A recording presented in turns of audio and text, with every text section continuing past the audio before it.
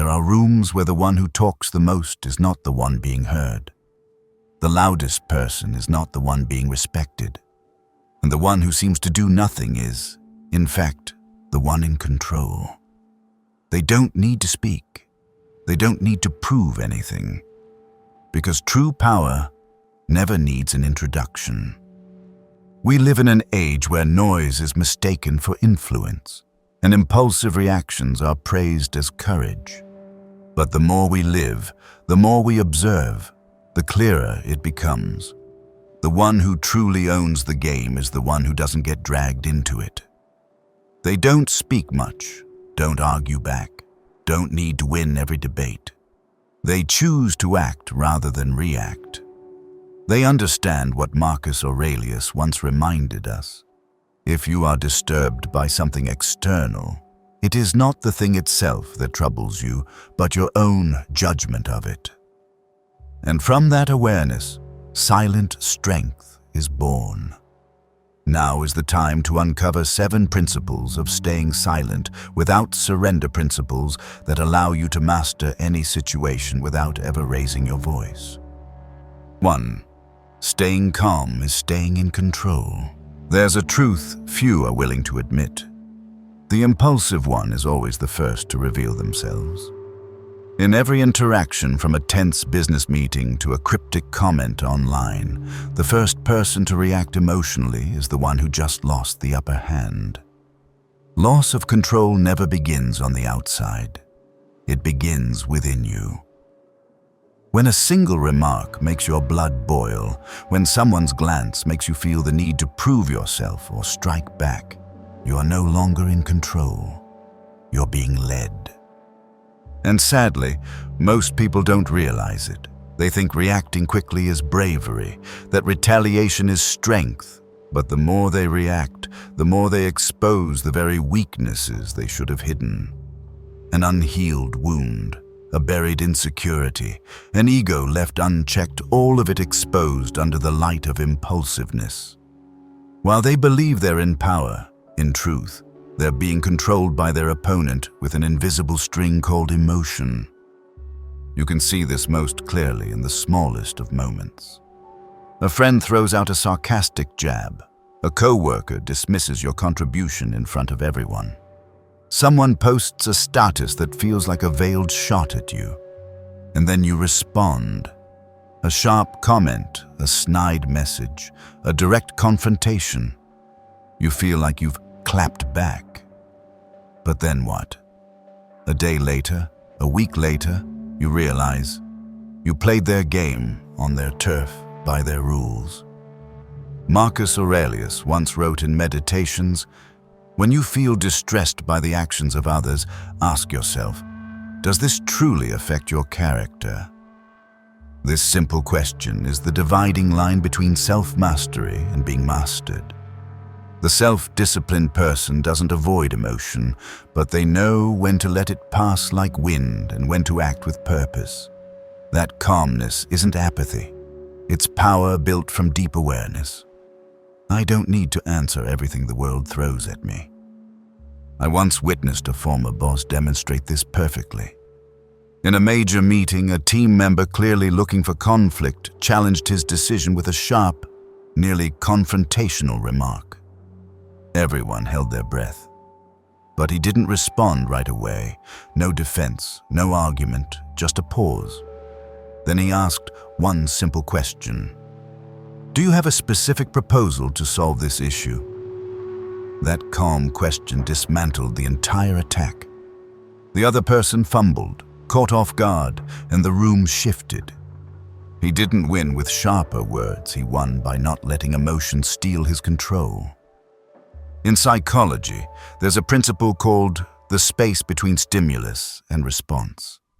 It's the moment where you choose not what happens, but who you become in that moment.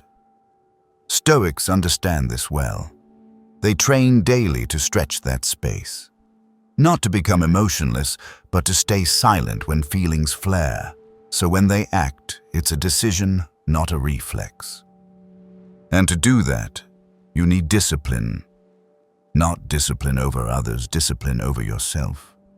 You train yourself not to react when provoked, not to speak even when you're right, and not to explain yourself when misunderstood. This is a kind of strength that can't be seen, but can be felt. When you walk into a room with real calm, no one knows what you'll say, and that's precisely why they tread carefully. Calmness isn't just a skill, it's a strategic position. In negotiation, the quiet one has the edge. In conflict, the one with the steady voice still holds ground. In relationships, the one who doesn't react too quickly is the one still guiding the emotional current. Every social interaction, if you look closely, revolves around one question: who is staying calm? You can't train for this in theory alone. It takes practice. Start with small situations. Someone interrupts you mid-sentence, cuts you off in traffic, leaves a snarky comment online. Every time you choose not to react right away, you're strengthening your psychological muscle. Every time you stay grounded, you're proving to yourself, I don't need the world to understand me instantly. I just need to understand myself first. And from that, you become the one who sets the tone of the room without ever grabbing the mic. You maintain control not through displays of force, but through self-mastery. That is the Stoic spirit. And it's the first foundation not just for mastering conversation, but mastering your entire life. 2. Playing slow is playing smart. There's a type of urgency that goes unnoticed, but is dangerously common. The habit of reacting too fast, as if silence signals weakness. In this age of speed and instant information, many confuse quick response with quick thinking, or instant reply with situational mastery. They forget that speed doesn't always equal sharpness. Sometimes, slowing down is the only way to see the whole board. The wise don't rush. They make others rush. I once saw this at a coffee shop. A young barista was loudly scolded by a customer over a mix-up. No arguing, no panic. He nodded, politely asked to double-check the order, and walked away in silence. 5 minutes later, he returned with the correct drink and a discount coupon. The customer was flustered, softened, and apologized. The barista smiled. No resistance, but full control. Not fast, but precise.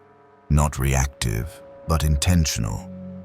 A quiet victory, and if you weren't paying attention, you'd miss it. Playing slow isn't about being slow-witted. It's the method of those with depth, who create just enough space for others to reveal themselves. In conversation, the one who speaks first usually exposes first. In negotiation, the anxious one is first to concede. In conflict, the one who gets angry first usually loses. Because urgency distorts perception, and when you see wrong, you choose wrong. Seneca once wrote, "Haste is a mark of an untrained mind." Stoics don't let others set their pace. They pick their own tempo. They're fine with being perceived as passive as long as they're reading the room, reading the person, and waiting for the right move. There's a simple technique Stoics use, the 3-second rule. Whenever you hear something that stirs an immediate reaction, pause for 3 seconds. No words, no nods, no expressions. Those 3 seconds are a sacred space to check your inner world.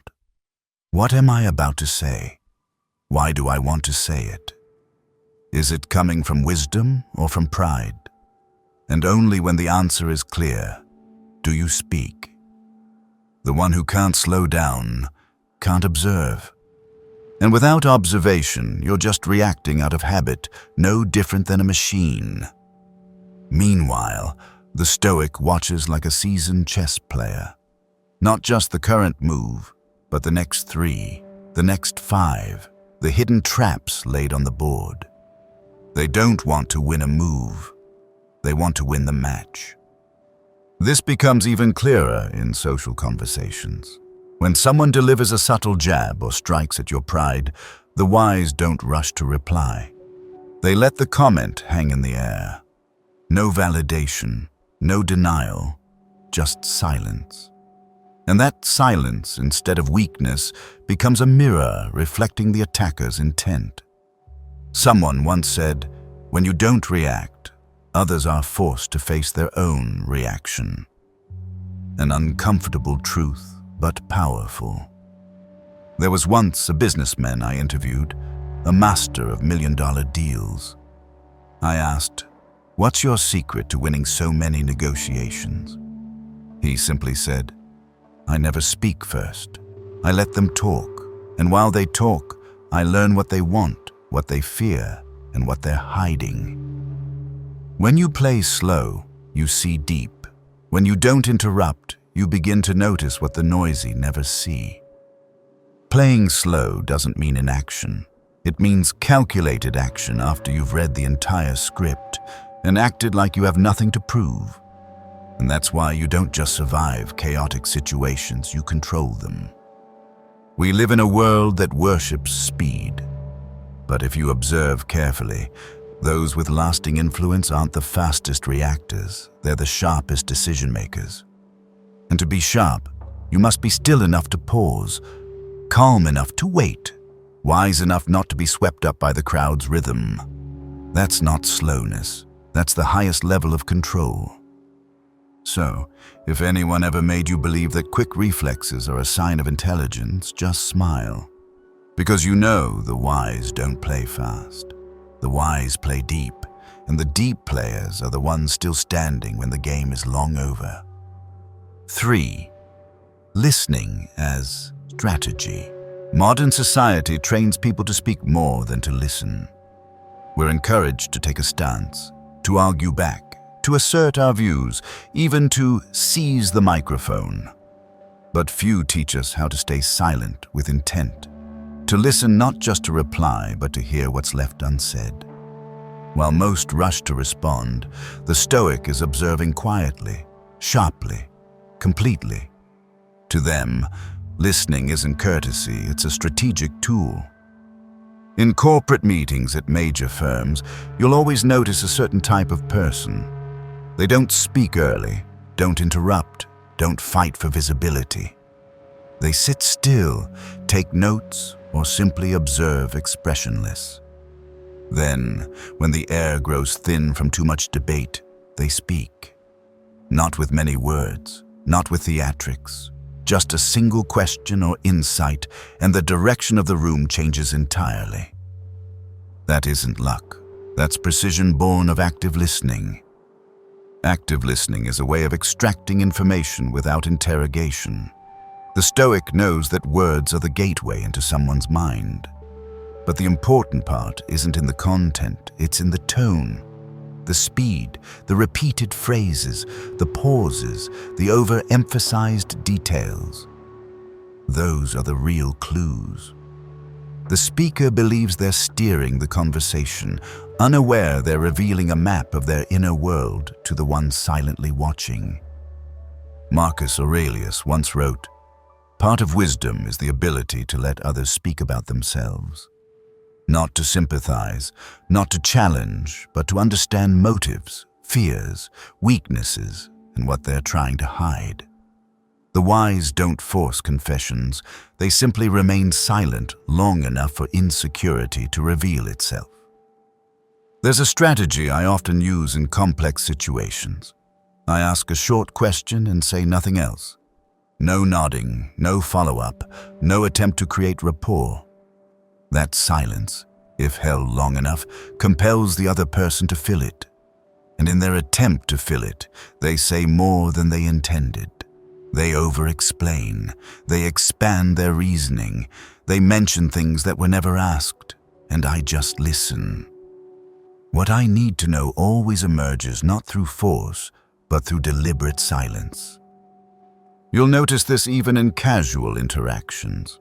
When you ask someone, "Why did you choose that option?" Don't rush in to clarify.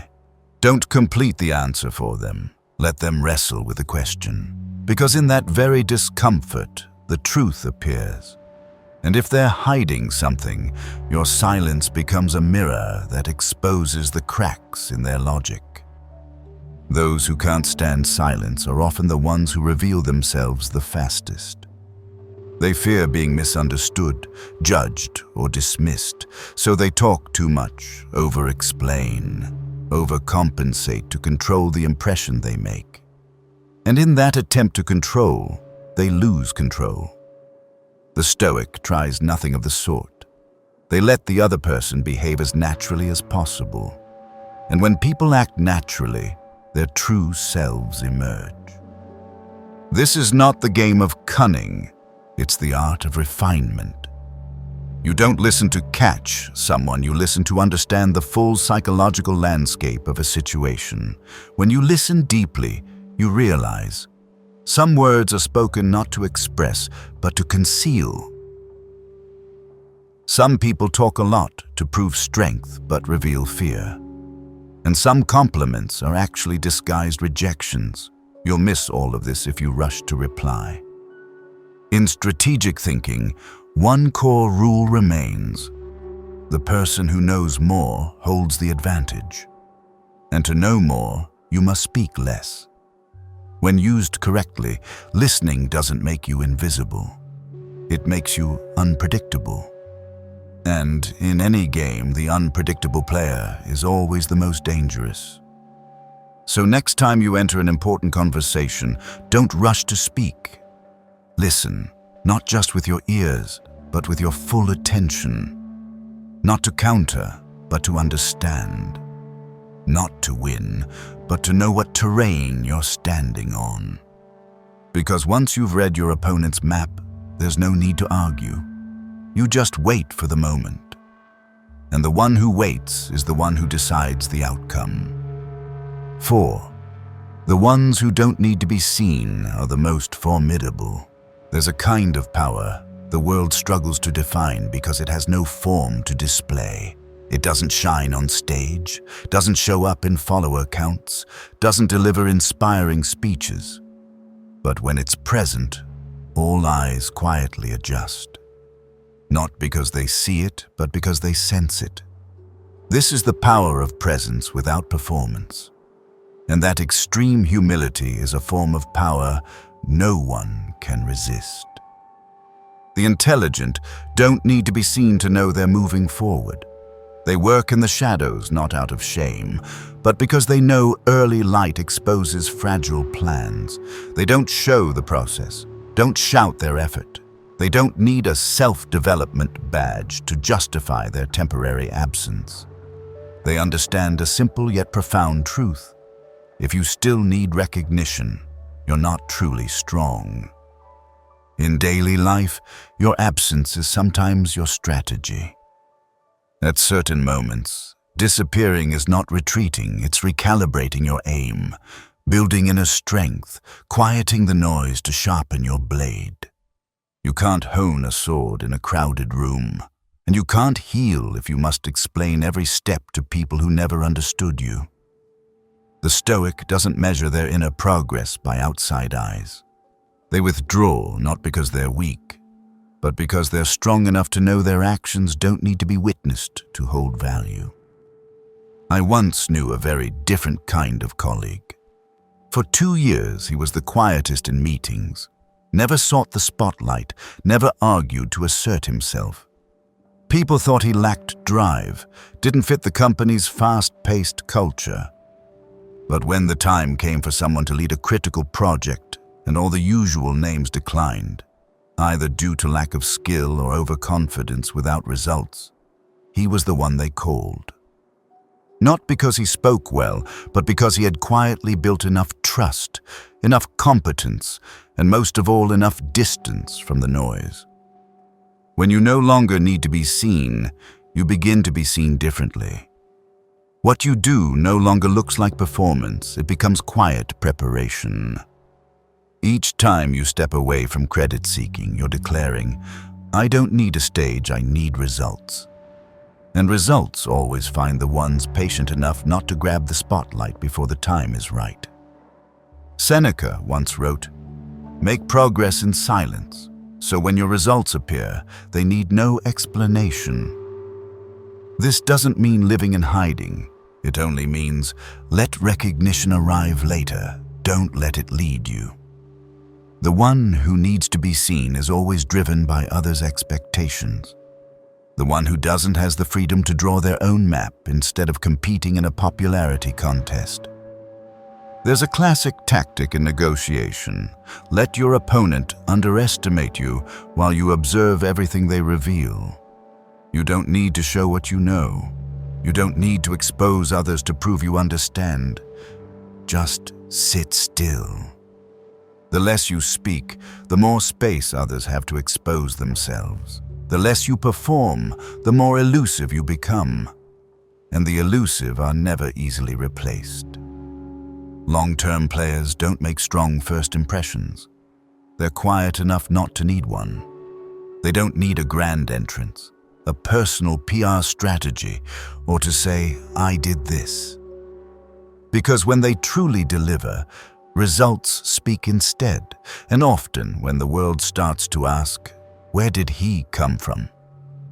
that person is already near the center of power. You can live to be seen, to be noticed, to be validated. But know this, the more eyes on you, the easier it is to be pulled away from what truly matters. On the other hand, if you dare to be temporarily invisible, you build a foundation no one knows and no one can destroy. If you're in a season where no one understands what you're doing, if you feel quieter than the rest, don't panic. You're not falling behind. You're going deeper. And it's in that very depth that the most formidable people are forged. Not on stage, but in the dark. Not in crowds, but in chosen solitude. 5. Calmness is a form of ego-lessness. There are moments when the calm person is not someone who feels nothing but someone who has chosen not to let emotions dictate action. Because calmness doesn't come from apathy. It comes from a kind of self-mastery forged through many moments of wanting to react and choosing not to. Calmness is when you know you could retaliate, could prove your point, could silence someone with a sharp reply, but don't. Not because you're weak, but because you've stepped into a higher plane of awareness where self-respect no longer depends on response. I once heard a story about a wartime general. When his camp was under siege and soldiers were panicking, commanders demanded an immediate counterattack. But he didn't shout, didn't rage, didn't scramble. He sat, poured tea. When a soldier asked why he wasn't acting, he simply said, "I need a head cooler than the air outside to give orders." And then he struck back at the right time with precision, with power. A victory that required no shouting, just a mind untouched by fear. Some anger doesn't come from injustice, but from a bruised ego. Some panic doesn't come from real threat, but from never having learned to sit with fear. And some emotional outbursts, once they've passed, reveal this truth. What you lost wasn't the argument, but your inner sovereignty. The Stoic doesn't try to be cold. They simply refuse to become one with what they feel. Marcus Aurelius once wrote, "Emotions are guests. Don't let them become your landlord." When you're angry, you can admit, "I'm angry." But you don't need to scream. When something feels unfair, you can recognize, "This is unjust." But you don't have to shatter order just to resist it. Calmness doesn't suppress emotion. It keeps emotion from eclipsing reason. And that takes practice, because in real life, you'll meet many button pushers. They don't exist to add value. They exist to see if you can control yourself. They say things vague enough to sting, then pretend it was unintentional. They fake concern just to press on your old wounds. They smirk when you lose your temper because to them, that's a win. And the more you react, the more validated they feel. But what if you don't respond? What if you looked at them like watching a storm from afar, saw it rise, heard it roar, and let it pass? What if you sat still, breathed slow, and reminded yourself, I don't have to attend every battle I'm invited to? Then you possess a kind of power they'll never touch. The power of being ungovernable. Calmness isn't detachment from emotion. It is ego-lessness, the humility to not put your pride first, the strength to not react out of weakness, the depth to understand some battles are won by not joining them. When you can sit in silence without the urge to prove, that's not passive silence, that is the deliberate stillness of someone no longer ruled by passing waves. I once knew a coach who trained athletes for the international stage. He told me, I don't care who runs fast in the first 5 seconds. I look for the one still controlling their form at minute 9 when the muscles tighten, when the breath grows heavy, when the mind wants to quit. Calmness is the same. It's not measured by stillness in meditation. It's measured by clarity when emotion tries hardest to break you. In every tense situation, ask yourself, could my calmness shift the entire mood here? You'll be surprised how often the answer is yes. Because when someone keeps a steady voice, still eyes, relaxed face, and measured response, they're not just controlling themselves. They're disorienting others. Calm people confuse aggressors. When no one knows what you think, want, or feel, they can't control you. And when they can't control you, they start backing away. Practice calmness like an artist tunes an instrument daily, in small ways. Keep your breath steady when someone tries to provoke you. Slow your speech when anger rises. Keep your gaze grounded when questioned. Because calmness isn't natural. It's a skill, a choice, a form of mental weaponry sharpened quietly in seemingly trivial moments, but where personal power is truly forged. 6. You win when you don't have to fight. Not every battle is worth stepping into. Not every provocation deserves an answer, and not every confrontation should end with a winner and a loser. In a world of impulsive reactions and ego-driven responses, choosing not to fight may look like weakness. But in the world of those who know themselves, who know what is worth defending and what is worth letting go, to win without fighting is the highest form of strategy. I once had a friend who was a litigation attorney. He told me the easiest trials to win are the ones that never need to happen. Because if you understand your opponent well enough, sense their weaknesses clearly, and wait patiently for them to slip, you won't need to attack. You just step back, observe, and let them collapse under their own weight. You don't win because you're stronger. You win because you never needed to prove anything. In Stoic thought, Seneca once wrote, "The strong are those who can forgive not because they cannot retaliate, but because they see retaliation as unnecessary." And truly, what's more powerful than having the means to strike back but choosing not to? What's more commanding than having every argument to crush someone and choosing silence? What's more disarming to an aggressor than seeing all their attacks pass through you as if they never existed? You're not avoiding the fight. You're just refusing to play a game where the prize is the erosion of your dignity. Ordinary people want to win every small conflict. They want the last word in every argument, want to be declared right, want to clap back fast so they're not seen as weak. But the Stoic is different. They don't care about winning every point. They're playing the long game. They don't need to be seen as right today if it costs them long-term control. They're okay with being seen as wrong, weak, even defeated, because they know that to truly win, sometimes you have to let others think you've surrendered. This sounds paradoxical, but look closely at people with lasting influence. They don't win through debate. They don't dominate with noise. They control by stepping back, seeing the full field and acting only when all the pieces are clear. They let others speak first, expose their hands, and let the impulsive reveal their flaws, and when they act, it's born of observation, not emotion. A friend of mine was once publicly slandered by a colleague in a full company meeting. He had all the evidence, every argument to strike back, but he just smiled, nodded, and said nothing. People were shocked, thought he was weak, passive. A week later, that colleague was fired for falsifying reports, the same reports my friend quietly reviewed and forwarded to leadership the next day.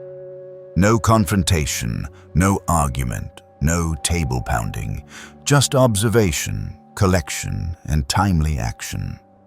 And the reward wasn't just victory, it was lasting respect. When you know you can win without fighting, you stop fearing silence. You stop needing defense. You stop feeling the urge to clap back every time you're attacked. You begin to understand that every reaction you give away is a piece of yourself exposed, and premature exposure is the greatest risk in any strategic game.